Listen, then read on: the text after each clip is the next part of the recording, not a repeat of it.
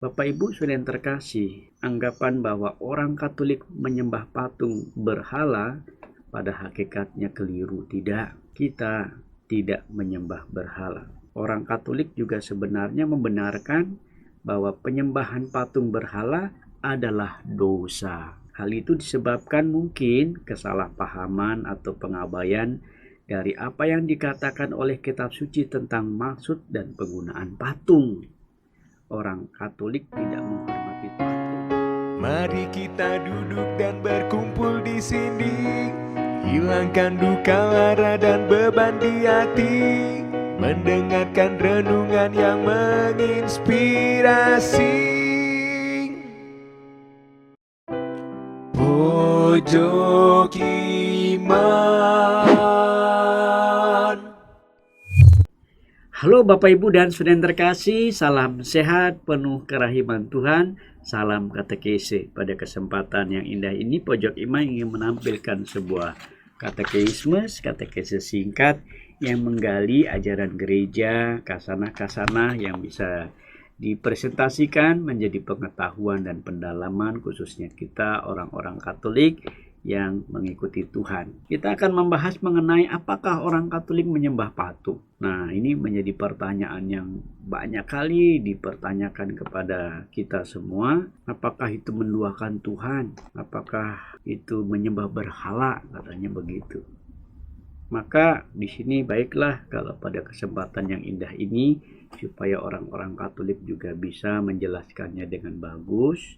Apakah orang Katolik menyembah patung? Orang Katolik pasti tidak asing dengan patung. Itu statement pertama. Setiap kali kita berdoa, pasti orang Katolik biasanya menggunakan sarana patung.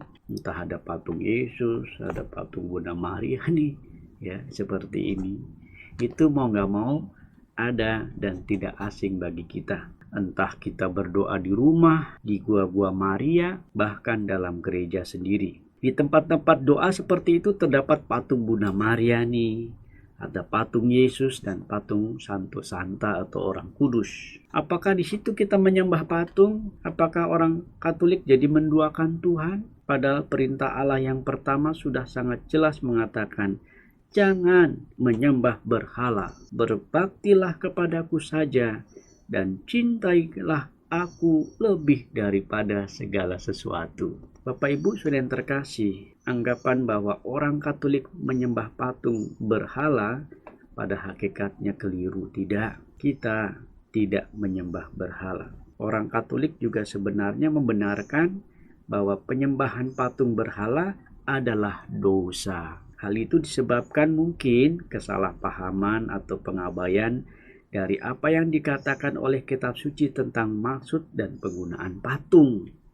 Orang Katolik tidak menghormati patung, tetapi orang Katolik menghormati pribadi yang digambarkan di dalam patung itu sendiri. Jadi Bapak Ibu Saudara yang terkasih, saudara-saudari seiman, jika kita menelusuri lebih menyeluruh mengenai kitab suci, kita dapat menemukan bahwa penggunaan gambaran atau patung dalam ibadah kepada Tuhan itu diperbolehkan.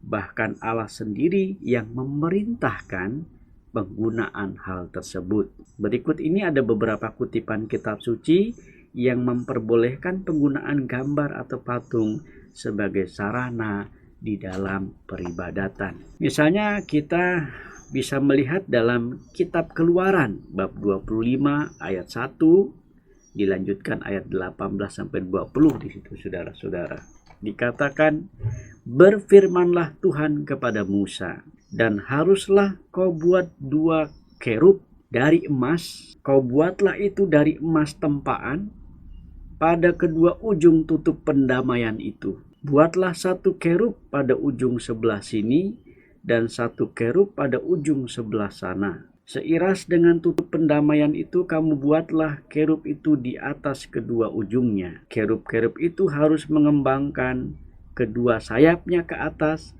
sedang sayap-sayapnya menudungi tutup pendamaian itu, dan mukanya menghadap kepada masing-masing. Kepada tutup pendamaian itulah harus menghadap muka kerub-kerub itu. Ini kalau kita bisa lihat dalam kitab Keluaran. Atau dalam kitab Tawarik yang pertama, bab 2 ayat 18 sampai dengan ayat 19. Ini mengisahkan tentang Raja Daud yang memberikan rencana pembuatan bait Allah kepada Salomo. Dikatakan di sana, juga emas yang disucikan untuk mezbah pembakaran ukupan, seberat yang diperlukan, dan emas untuk pembentukan kereta yang menjadi tumpangan kedua kerub yang mengembangkan sayapnya sambil menudungi tabut perjanjian Tuhan. Semuanya itu terdapat dalam tulisan yang diilhamkan kepadaku oleh Tuhan yang berisi petunjuk tentang segala pelaksanaan rencana itu.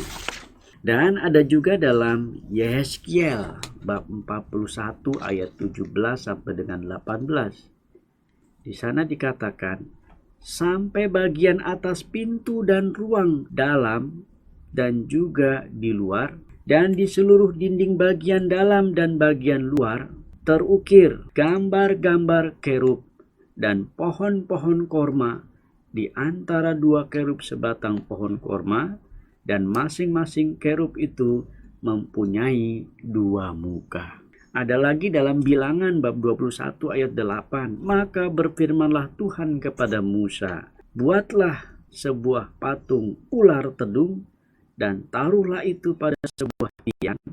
Maka setiap orang yang terpagut jika ia melihatnya akan tetap hidup. Ular ini yang ditinggikan Musa menjadi gambaran dari Yesus Putra Allah yang harus ditinggikan. Akhirnya simbolisasinya mengarah di sana.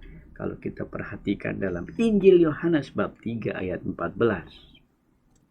Bapak Ibu saudara yang terkasih, Katekismus Gereja Katolik juga menegaskan, bahkan dalam Katekismus Gereja Katolik nomor 132 menjelaskan bahwa penghormatan Kristen terhadap gambar bertentangan dengan perintah pertama yang melarang patung berhala.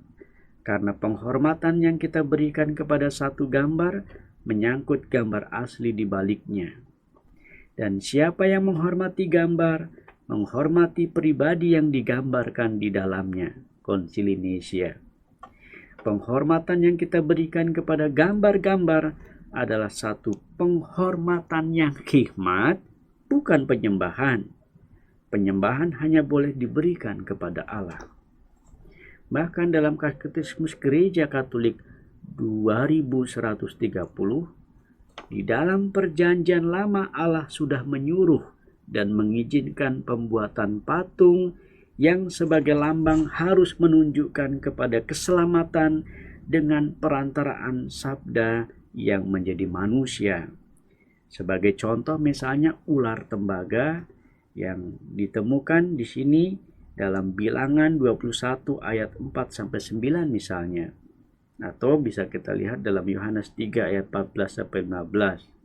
Atau tabut perjanjian dan kerub, ya, yang tadi juga kita temukan dalam Keluaran bab 25 ayat 10 sampai dengan 22 dan sebagainya.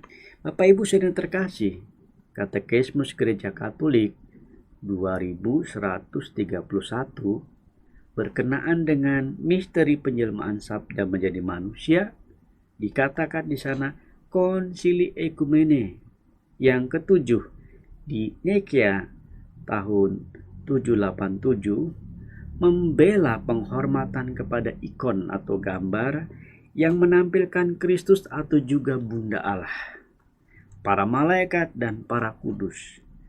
Bahkan ini dikatakan untuk melawan kelompok ikonoklas. Dengan penjelmaan menjadi manusia, Putra Allah membuka satu tata gambar yang baru. Maka berdasarkan sumber kitab suci dan Katekismus Gereja Katolik di atas sangat jelas dikatakan sebenarnya di sana Bapak Ibu bahwa Tuhan memang melarang pemujaan terhadap gambar dan patung, tetapi tidak melarang pembuatan gambar atau patung secara umum. Orang Katolik hanya memuja Tuhan yang satu dan sama sama-sama menentang penyembahan patung berhala. Kira-kira itulah yang menjadi katekismus kita, mengapa orang-orang Katolik tidak asing dengan patung-patung di rumah doa, di gua-gua, atau di rumah ibadahnya. Akhirnya, jalan-jalan bersama teman menyusuri desa dan kota. Mari hidup penuh iman, mewartakan kabar sukacita. Thanks for watching, guys. Pojok Iman. Pojok Iman.